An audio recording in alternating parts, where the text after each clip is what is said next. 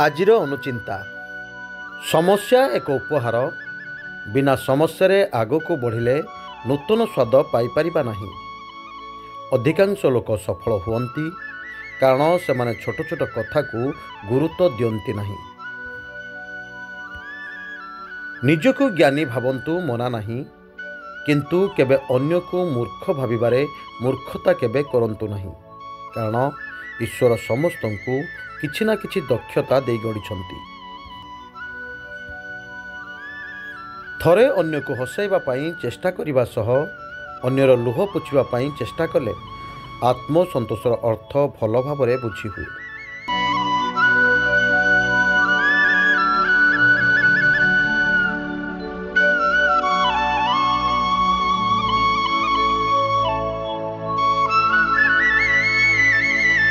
आजिर दिनटी आपणक पई मंगलमय हेउ।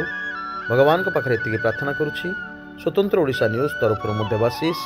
जय जगन्नाथ।